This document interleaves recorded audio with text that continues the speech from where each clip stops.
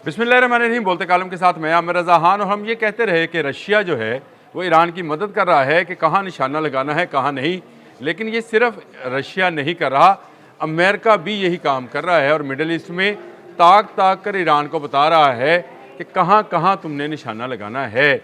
इसकी बुनियादी वजह यह है कि अमेरिका ने ऐलान किया कि वो न्यूक्लियर जो है साइट्स उन पर हमला करेगा।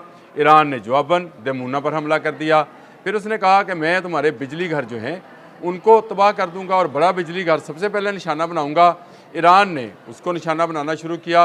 ईरान के अंदर का जो जजीरा है खाग, उसके अंदर जो है जो तेल के डिपो थे उनको निशाना बनाया, जिसके बाद हैफ़ा, अबू धाबी, कुवैत और सऊदी अरब में, बहरीन में तेल के ज़ाहिर तबाह हो गए। इसके बाद एक पानी को साफ़ करने वाले ज़हीरे पर जो है निशाना बनाया गया, तो ईरान ने उसका जवाब भी बहरीन और दुबई में पानी के साफ़ करने वाले फ़िल्ट्रेशन प्लांट जो हैं, जिनको सैलिनेशन प्लांट कहा जाता है, उनको निशाना बनाकर इसका जवाब दिया। अब जो है एक नया काम शुरू होने जा रहा है जो कि इंतहाई ख़तरनाक है और मुझे मिडल ईस्ट, पूरे मिडल ईस्ट में बाशमूल इज़राइल में हर तरफ तबाही नज़र आ रही है। जगह जगह सिर्फ मलबे के ढेर और इंसानी लाशें बिछी होंगी, क्योंकि अमेरिका ने तेहरान में B1 ब्रिज को जो है ख़त्म कर दिया गया है। B1 मतलब ब्रिज 1। ये तेहरान का वाकई ईरान से साथ राब्ते का वाहद ज़रिया था, जिसे कल तबाह कर दिया गया और इसमें 8 लोग शहीद भी हुए। यानी चलते ब्रिज को निशाना बनाया गया, जिसके बाद पासदारान इनकलाब ने भी तमाम पुलों को, जो राब्ता पुल हैं, उनको तबाह करने का तहिया कर लिया है, या कह दे कसम उठा ली है। उसने कहा है कि वो उन तमाम ब्रिजेस को ख़त्म करेगा जो मिडल ईस्ट और इजराइल में मौजूद हैं। इन ब्रिजेस की क्या अहमियत है, इनको ख़त्म करने से क्या होने जा रहा है, ये बहुत खौफनाक सूरत हाल है। क्या इंटरसेप्टर्स इतने मौजूद हैं मिडल ईस्ट में, सऊदी अरब में, इजराइल में, कि इन ब्रिजेस को बचा सकें? तो अभी तक तो ऐसा मुमकिन नज़र नहीं आता है, क्योंकि ईरान के हमलों से बहुत ज़्यादा इंटरसेप्टर जो हैं वो ख़त्म हो चुके हैं और बहुत जगहों पर उसके मिसाइल और ड्रोन्स जो हैं नए जो है अहदाफ को निशाना बना रहे हैं। अब जो ज़िक्र किया गया है, जो एक लिस्ट जारी की है पासदारान इनकलाब ने, तस्वीर साथ साथ चल रही होगी, आप उसमें से देख भी सकते हैं। उसमें जो सबसे नंबर 1 है उसमें किंग फ़हद काज़े, ये सऊदी अरब और बहरीन के मबैन राब्ता पुल है। ये अहम क्यों है? क्योंकि ये वो वाहद ब्रिज है जो अमरीकी 5th फ्लीट के लिए सबसे बड़ा रसद का ज़रिया है।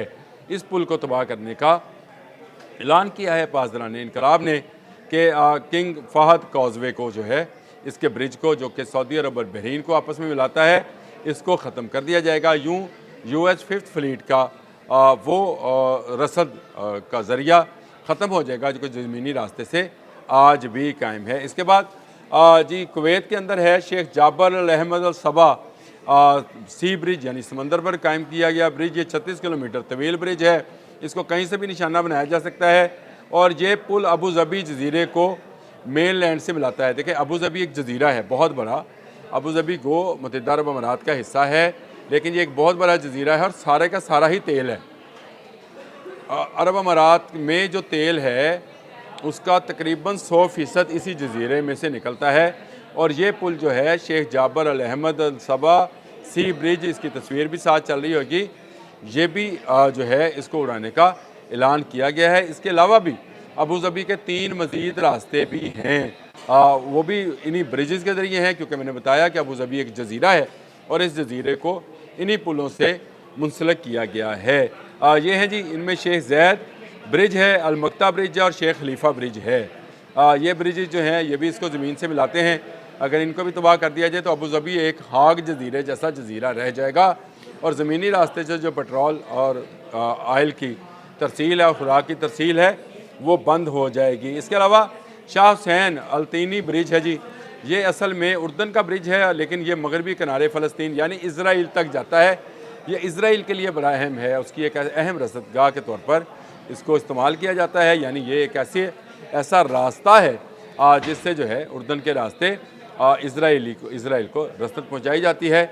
इसको भी निशाना बनाने का ऐलान किया है पासदारान इनकलाब ने। यूँ ये ब्रिज अगर ख़त्म होता है तो इसराइल की एक बड़ी रसद जो है तबाह होती है और इसकी ज़िम्मेदारी जो है हिज़्बुल्लाह उठाएगा। मैं आपको ये भी बता रहा हूँ ये ब्रिज ईरान ख़ुद तबाह नहीं करेगा, इजरायली नहीं, बल्कि ये उन रॉकेटों से जो हिजबुल्लाह फेंकेगा उससे होगा। उसके बाद ये दामिया ब्रिज है, ये भी उर्दन का ब्रिज है और मगरबी किनारे यानी इजराइल के मगरबी किनारे को उर्दन के साथ मिलाता है। मैंने जिस तरह से बताया कि उर्दन से काफ़ी रसद जो है वो इजरायली फ़ौज को, IDF को दिया जाता है। इसके बाद दामिया ब्रिज है, फिर अब्दून ब्रिज है जी। ये उर्दन के दारुल हुकूमत ओमान के अंदर ट्रैफिक की रवानी के लिए एक अहम ब्रिज है, जिस तरह B1 ब्रिज था ट्रैफिक की रवानी के लिए, ये भी ब्रिज है। फिर एरिक ब्रिज है, ये इसराइल का ब्रिज है जी। ये हाईवे 85 पर वाक़या है और ये सी ऑफ गलीली तक जाता है, यानी ये जो मीठे पानी की एक बहुत बड़ी झील है जिसको सी ऑफ गलीली कहा जाता है, उस तक ये जाता है। इसको भी अगर उड़ा दिया जाए तो गुलान की पहाड़ियों से जो राब्ता है इजराइल का वो मुनक़ता हो जाएगा और सी ऑफ गलीलियों से पानी की तरसील भी जो है बंद हो जाएगी।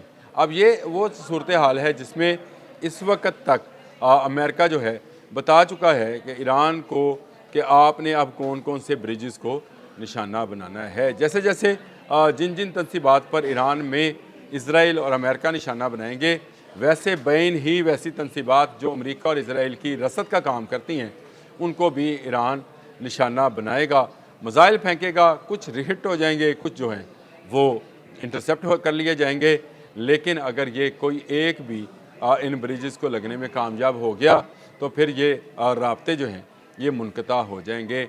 वो लिंक जो कि इन रियासतों को आपस में मिलाते हैं वो ख़त्म हो जाएंगे, इजराइल की रसद ख़त्म हो जाएगी और अमरीकी अड्डों की रसद भी रुक जाएगी। और इन ब्रिजेस को दोबारा तमीर करना जो है वो इस तरह से नहीं है कि एक रात में दोबारा तमीर कर लिया जाएगा, या वो जो फ़ौजी पुल होते हैं उनके ज़रिए इनको क्रॉस कर लिया जाएगा। हैवी व्हीकल्स और हैवी टैंकर्स जो हैं ऑयल से भरे हुए और रसद से भरे हुए जहाज़ों तक पहुँचाने का ये वाहिद ज़रिया हैं। इन ब्रिजेस को पासदारान इनकलाब ने अब ख़त्म करने का ऐलान कर दिया है, क्योंकि उनका ब्रिज 1 जो कि ईरान का सबसे बुलंद ब्रिज था उसको तबाह किया है अमेरिका ने, और डोनाल्ड ट्रंप ने बाकायदा इसकी वीडियो भी शेयर की है। यानी उसने चोरी और एक सीना जोरी वाला जो कहावत है उसको पूरा किया है और उन्होंने उसकी फुटेज जारी की है। 8 लोग ईरानी लोग जो हैं इसमें आम शहरी शहीद हुए हैं। तो फिर अब ईरान भी किसी शहरी और फौजी तनसीब पर इम्तियाज़ नहीं करेगा, वो हर एक जो है पुल को बम से उड़ा देगा। वैसे हम सुना करते थे कि 65 में रावी के ब्रिज पर बाबे थे जो रोक लिया करते थे बमों को, लेकिन या क्या ये तो बाबों को मानते ही नहीं हैं खलीज वाले, और ख़लीज वाले अगर बाबों को नहीं मानते हैं तो इन ब्रिजेस को ईरान के हाथों पिटने से भी कोई नहीं बचा सकता, क्योंकि डोनाल्ड ट्रंप ने ख़ुद निशानदेही कर दी है कि तुम्हारा एक ब्रिज गिराया है, तुम हमारे 20 ब्रिज गिराकर ये बदला मिडल ईस्ट की आवाम से और मिडल ईस्ट में मौजूद अमरीकी फ़ौजियों से ले सकते हो। जंग फैल रही है, जंग सिमट नहीं रही है, और अमेरिका समेटना नहीं चाहता है या इजराइल से समेटने नहीं देगा, इसीलिए पुलों को निशाना बनाया जा रहा है और B1 का निशाना बनना जो है आने वाली जंग का आपको बता रहा है। अब से चंद घंटे के बाद आपको मुख्तलिफ ब्रिजेस पर हमलों की जो है ख़बर आ सकती है, क्योंकि जो पासदारान इनकलाब हैं वो जो फ़ैसला करते हैं उस पर अमल दरामद करते हैं। मैंने कल भी ये बात बताई थी, इससे पहले भी मैं ये बात करता रहा हूँ कि डिसेंट्रलाइजेशन जो है ये उनका वो हरबा है जिसको पहली मरतबा किसी जंग में इस्तेमाल किया जा रहा है। पहले से निशानदही है कि इसकी सूरत में अगर लेट से अगर आपने इस्फहान पर हमला होता है तो आपने दमूना पर हमला करना है, आपने उसका इंतज़ार नहीं करना कि किसी जगह से आपको कोई मैसेज आएगा। और इसी तरह अगर किसी आयल डिपो पर हमला होता है तो आपने फ़ौरन जो है आयल डिपो पर हमला करना है। इसी तरह अगर किसी पुल को तबाह किया जाता है तो ये ब्रिजेज़ हैं, ये एक दिन में बनने वाली तफसील नहीं है, ये कई दिनों की बनी तफसील है। और इन ब्रिजेज़ पर जो मिसाइल गिराए जाएंगे उन पर डोनाल्ड ट्रंप, एप्स्टीन फाइल के जो एप्स्टीन हैं उनकी तस्वीर और जो नेतन्याहू हैं उनकी तस्वीर भी चस्पा कर दी गई है। अब ये ब्रिजेज़ जब तबाह होंगे तो ये ना समझा जाए कि ये खलीजी ममालिक पर हमला है, ये हमला